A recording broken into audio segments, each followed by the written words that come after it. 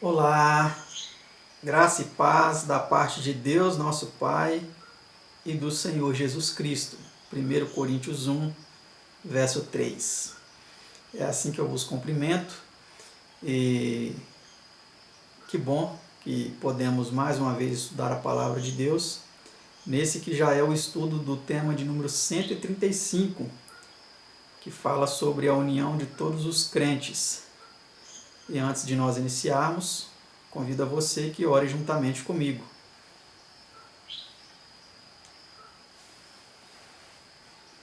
Somos gratos a Ti, Senhor, por mais um estudo da Tua Palavra, o estudo 135, a união de todos os crentes. Nós louvamos ao Teu nome, ao nome de Teu Filho, e pedimos a Tua bênção sobre nós em mais esse estudo, em nome de Jesus. Amém. Esse estudo é composto por 17 perguntas e respostas. Vou procurar ser bem dinâmico para que seja possível conseguir fazer todas essas perguntas e as respostas em apenas um único vídeo. E a primeira pergunta, ela diz assim: que relação mantém entre si o pai e o filho? Vamos ver. Eu e o pai somos um. João 10, versículo 30.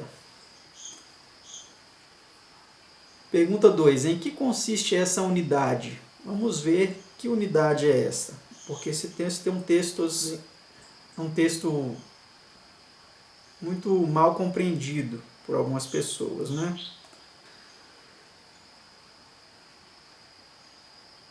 Não busco a minha vontade, mas a vontade do Pai que me enviou. João 5, versículo 30.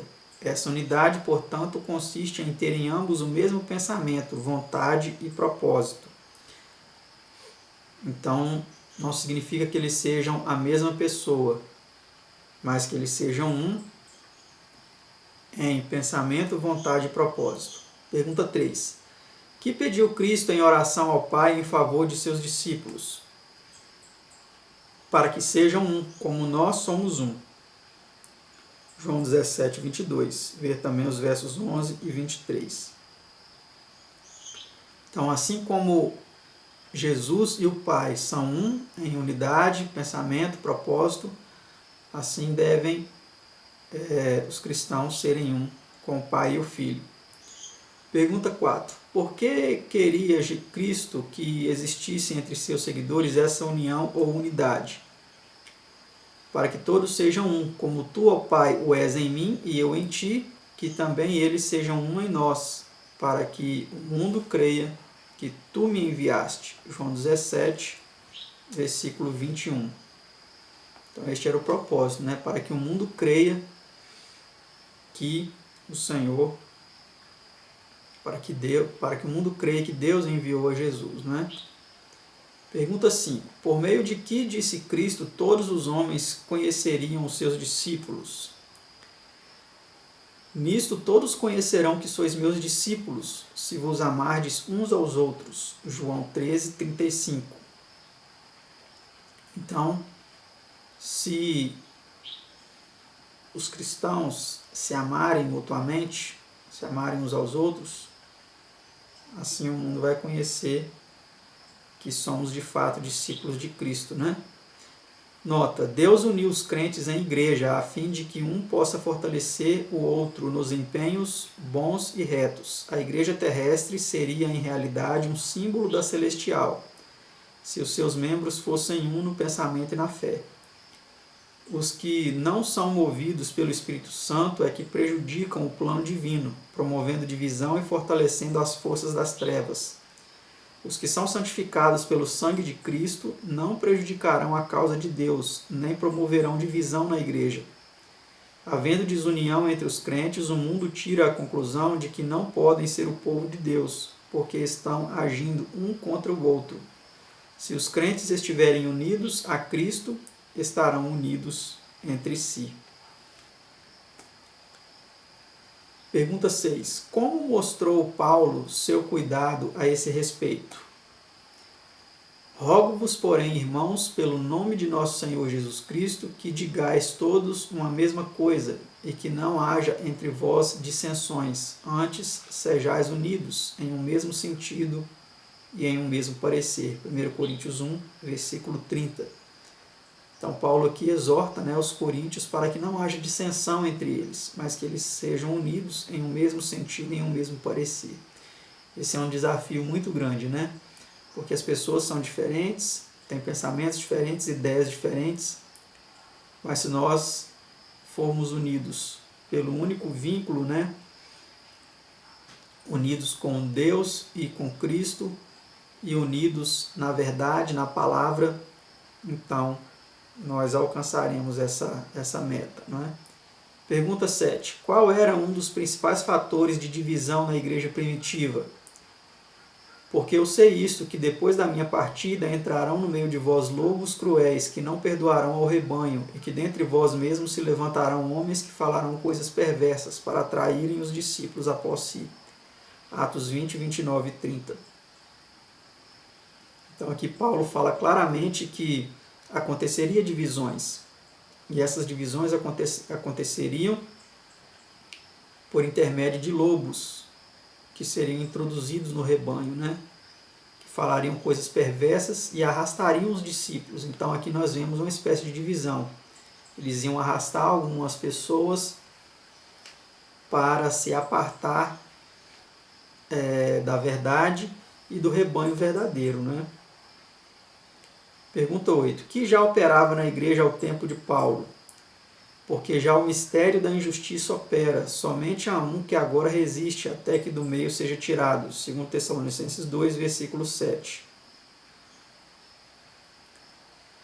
Então aqui nós vemos que o mistério da injustiça já operava naquele tempo, no tempo do apóstolo Paulo. Quem estava operando no tempo do apóstolo Paulo, atrapalhando o cristianismo, perseguindo, matando cristãos, era o Império Romano.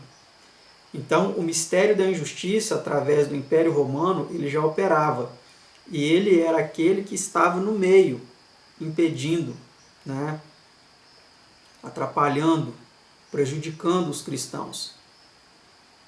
E quando ele foi tirado do meio, quando saiu de cena Roma imperial e pagã, entrou então a influência da Roma eclesiástica, da Roma cristã. Quando o imperador Constantino, então, ele falsamente promove a aceitação do cristianismo e começa a introduzir o paganismo no meio do cristianismo, fazendo então com que a Roma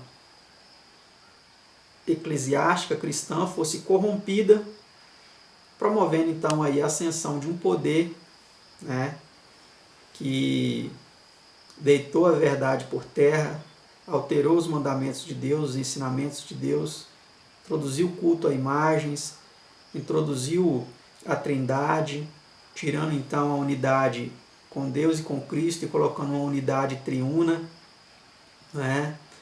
tirou o dia de guarda como sendo sábado em 321, por meio de Constantino, e depois em 364 pelo Concílio de Laodiceia, removendo o sábado como dia de descanso, introduzindo o domingo.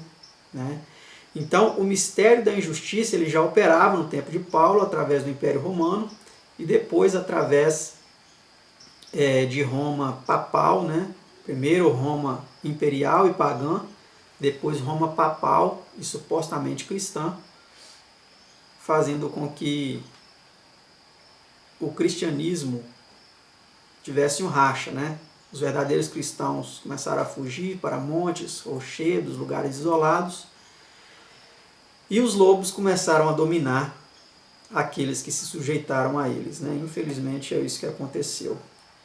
Pergunta 9. Antes que Cristo possa vir, que disse São Paulo iria acontecer? Ninguém de maneira alguma vos engane, porque não será assim sem que antes venha a apostasia e se manifeste o homem do pecado, filho da perdição, o qual se opõe e se levanta contra tudo que se chama Deus ou se adora, de sorte que se assentará como Deus no templo de Deus, querendo parecer Deus. 2 Tessalonicenses 2, verso 3 e 4. Então, muitos hoje têm a tendência de ler esse texto analisando só a partir da sua ótica situacional para adiante, para o futuro. Mas a gente precisa ler esse texto da ótica de Paulo, do tempo que ele vivia, para o que aconteceria após ele escrever essas palavras, né? Então, essa apostasia que ele diz aqui, ela já aconteceu há séculos e séculos, mais de 1000 anos atrás, né? Em torno de 1500 anos atrás. Essa apostasia aconteceu. Que apostasia foi essa? Foi a apostasia do cristianismo, que eu acabei de explicar, onde se manifestou o homem do pecado, que foi aquele homem que se colocou como Deus, como representante de Deus, como aquele que era o sucessor de Pedro, como aquele que foi dado a ele as chaves, que ele mandava e desmandava, que ele colocava reis e retirava reis, que ele colocava no céu, no inferno, quem ele achava melhor. Quem se opunha a ele, ele colocava no inferno. Ah, esse aqui quando morrer vai para o inferno. E os mais terríveis criminosos que estavam do lado dele, ah, esse aqui vai para o céu. É assim que funcionava, né? Eles colocavam como Deus. Aceitava adoração, e aceita até hoje, né? Se arroga no direito de perdoar pecados. Então ele se coloca na terra como aquele que parece Deus, né? Mas nós sabemos muito bem quem ele é. Nota, o enorme sistema de erro agora sustentado pela Igreja Papal é resultante da apostasia aqui mencionada. Diz William em sua História do Protestantismo, volume 3, página 25. Roma manifestamente foi a cismática. Foi ela que abandonou o que uma vez fora a fé comum da cristandade, deixando com esse seu passo a todos quantos permaneceram nos velhos moldes e indisputavelmente válido título da igreja verdadeira. Então a cismática foi Roma, né? Ela que abandonou a fé que uma vez foi dada aos santos. Ela que introduziu heresias perniciosas e deu a essas heresias um status de ortodoxia, de verdade fundamental. Só que ela oficializou o engano, oficializou a mentira. E hoje as pessoas que combatem esses erros, esses enganos, são colocadas como hereges. Mas a verdadeira mãe das heresias, das abominações da terra, nós sabemos que foi a igreja papal, a igreja de Roma, né? Pergunta 10. Juntos, que formam os crentes em Cristo? Vamos ver o que eles formam. Ora, vós sois o corpo de Cristo, e seus membros em particular. 1 Coríntios 12, 27. Pergunta 11. Sendo membros do corpo de Cristo, de que mais nos tornamos membros? Assim nós, que somos muitos, somos um só corpo em Cristo, mas individualmente somos membros uns dos outros. Romanos 12, verso 5.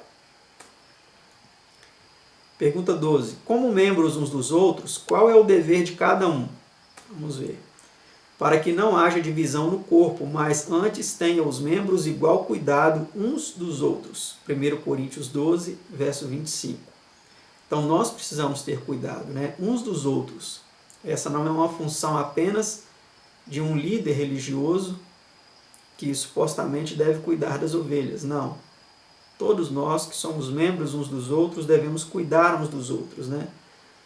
Assim como a mão não faz nada para prejudicar o corpo, o pé também não deve fazer nada para prejudicar o corpo, a unha não deve fazer nada para prejudicar o corpo, o órgão mais simples não deve fazer nada para prejudicar o corpo, e não faz, né? Todo o corpo ele está unido na promoção do seu bem-estar. Assim também a igreja deve estar totalmente unida na promoção do bem-estar. E aqui igreja eu não falo uma instituição religiosa, eu falo um conjunto de crentes que seguem a verdade. Pergunta 13. Que devemos procurar guardar?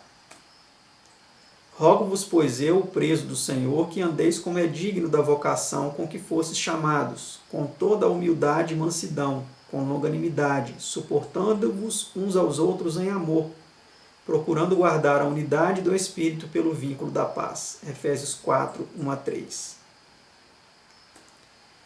Pergunta 14. Que unidade de fé existirá finalmente entre os atalaias de Deus? Eis a voz dos teus atalaias, eles alçam a voz, juntamente exultam, porque olho a olho verão, quando o Senhor voltar a Sião. Isaías 52, versículo 8. Então, nós vemos aqui que eles juntamente vão exultar, né? E olho a olho eles verão, quando o Senhor voltar, né? Sabemos que isso aqui vai acontecer e é uma promessa verdadeira, né? Pergunta 15. Que solene mensagem, justamente antes da vinda de Cristo, unirá o povo de Deus em laços de fé e amor? São as 3 mensagens angélicas, né? Temer a Deus e dar-lhe glória, porque vinda é a hora do seu juízo, e adorar aquele que fez o céu e a terra e o mar e as fontes das águas. Caiu, Babilônia, aquela grande cidade que a todas as nações deu a beber do vinho da ira da sua prostituição. E a terceira mensagem, se alguém adorar a besta e a sua imagem e receber o sinal na sua testa ou na sua mão, também o tal beberá do vinho da ira de Deus. Apocalipse 14, 7 a 10, vira Apocalipse 18, 1 a 5. Essa é uma mensagem muito ampla, muito profunda, que na realidade pouquíssimas pessoas, até aqueles que deveriam compreendê-la plenamente, né, o povo do advento, eles não têm compreendido o contexto da verdadeira e da falsa adoração. Se você quer mais informações sobre estas mensagens e o contexto da verdadeira e da falsa adoração, eu sugiro esse livro aí de minha autoria, que eu coloquei na tela para vocês, para que entendam plenamente, dentro de todo o contexto bíblico, qual é a verdadeira e qual é a falsa adoração. Pergunta 16 e penúltima. Que descrição é feita dos que aceitam esta mensagem? Aqui está a paciência dos santos, aqui estão os que guardam os mandamentos de Deus e a fé de Jesus. Apocalipse 14, 12. Então será necessária muita paciência, né? Em meio a divisões, em meio a condenações, perseguições, será necessária muita paciência, perseverança, e também será necessária obediência aos mandamentos de Deus e à fé de Jesus. Pergunta 17 e última. Quando o Senhor vier, qual será o brado uníssono do povo de Deus? Vamos ver qual será esse brado. E naquele dia se dirá: eis que este é o nosso Deus, a quem aguardávamos, e ele nos salvará. Este é o Senhor a quem aguardávamos, na sua salvação gozaremos e nos alegraremos. Isaías 25, verso 9. Que essas palavras sejam as palavras que vamos proclamar exultantemente por ocasião da volta de Jesus, juntamente com o Pai e os santos anjos.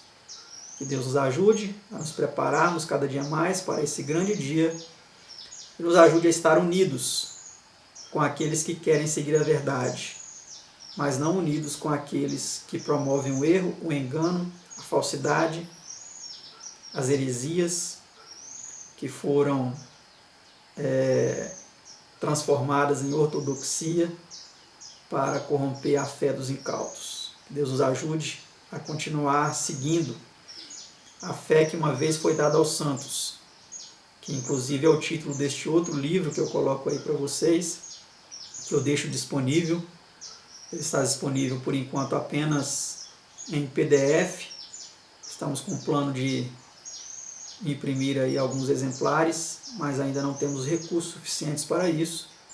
Mas assim que possível ele estará disponível também impresso em papel, para que você o tenha em suas mãos e possa estudar mais amplamente, né? Aqui não podemos esgotar todo o assunto, porque os temas são bem amplos, mas que Deus nos abençoe e nos guie em toda a verdade. E até o próximo estudo, se assim Deus nos permitir.